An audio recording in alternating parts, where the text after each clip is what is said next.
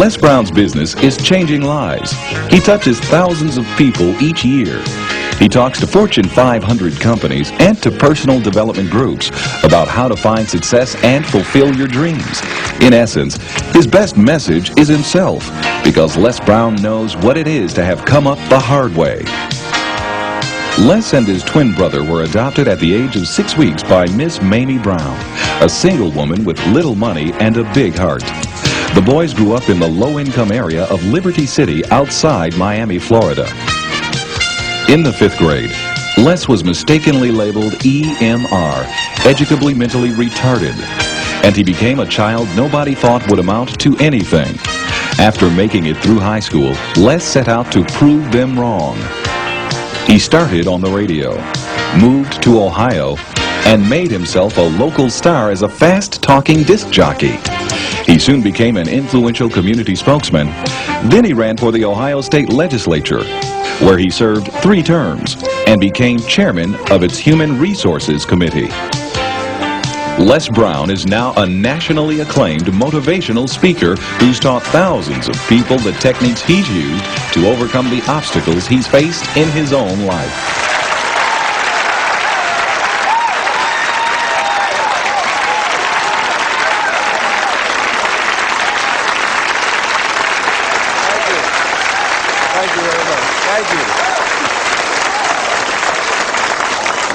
You guys look like you're ready. Repeat after me, please. This is my decade. This is my decade. You know, every year I used to say, this is my year. But ladies and gentlemen, one good year won't be enough for me. How many of you can use a good decade? Raise your hands, please. Fantastic. All right, now, here's what I want to do. I want to share with you how you can begin to make this your decade. How many of you know within yourself, if you ask yourself the question, have I done all that I'm capable of doing or being and living up to my potential, how many of you have to really answer, no, I have not done all that I can do? Raise your hands, please. Okay, very good. Now, here's what we know. That people don't do what they know in life, but what they do is they operate within the context of the vision they have of themselves. So what I want to share with you is how to begin to get a larger vision of yourself and how to begin to make this your decade. Because in order to do that, it's going to be very challenging. It's going to require a lot of work on your part, an ongoing process of personal and professional self-mastery. And it's going to require that you begin to see yourself worthy of the requirements in terms of effort, in terms of commitment, in terms of action, in terms of preparation, or whatever it is that you need to do in order to take your life where you want to take it. So one of the first things I ask you to do is I want you to look at your life right now and think about something that's important to you, something that gives your life a sense of value.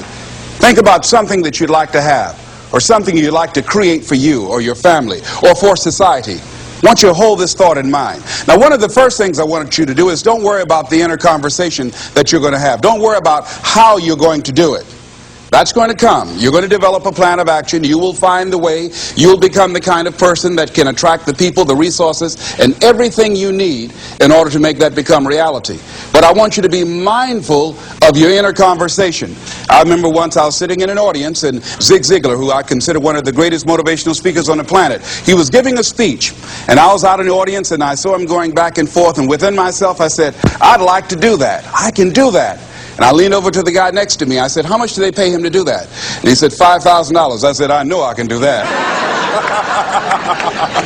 And I admired him.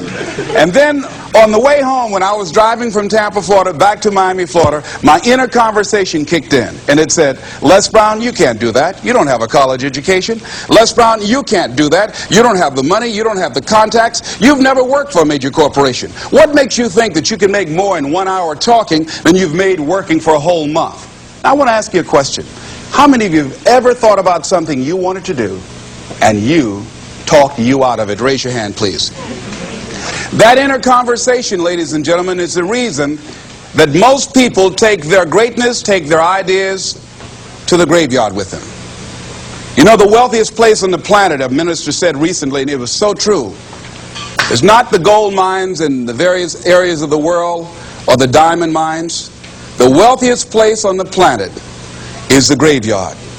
Because in the graveyard we will find inventions that we never ever were exposed to, ideas, dreams that never became reality, hopes and aspirations that were never acted upon.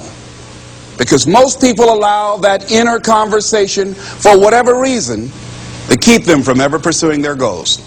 So let us begin to look at what's required in order to make this our decade. Why is it that most people don't ever reach their goals or live up to their true potential? One is fear. And there are only two kinds of fears that we're born with: the fear of falling and the fear of a loud sound. All other fears we learn, like the fear of failure. The next is the fear of success. That's one of the major challenges I had to deal with. I was working on a major project, and after it began to grow and it was extremely successful, I panicked and I walked away from it and gave it to someone else because I didn't believe that I could handle it. The other thing that keeps most people from reaching their goals is that a lot of people become comfortable. They stop growing. They stop wanting anything. They become satisfied.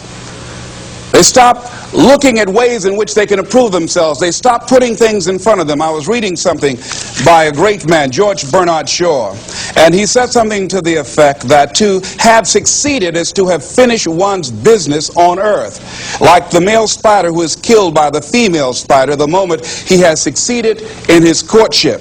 And he goes on to say, I like a state of continual becoming with a goal in front and not behind.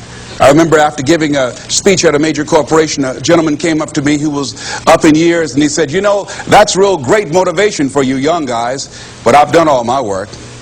There's nothing else for me to do. I said, oh yes, you've got a lot to give. You have a lot to offer. The fact that you're still here means that your business is not through yet. The other thing that keeps us from reaching our goal is not feeling worthy. That's where a lot of people get stuck. Because see, when you don't feel worthy of your goal, you will begin to unconsciously engage in self-destructive behavior, like procrastinating, constantly putting things off, squandering your time, and that's what life is made of. Something else that keeps us from reaching our goal, and that is many times because we spend so much time complaining and blaming everybody or everything. I'm reminded of a friend of mine who talked about the fact that one day he was walking by this house and some people were sitting on a porch, and there was a dog on the porch, and this dog was just moaning and groaning. So he was curious, and he asked the owner, he said, why is this dog moaning and groaning? And the owner said, because he's laying on a nail. He said, well, why doesn't he get off? He said, it's not hurting bad enough for him to get off.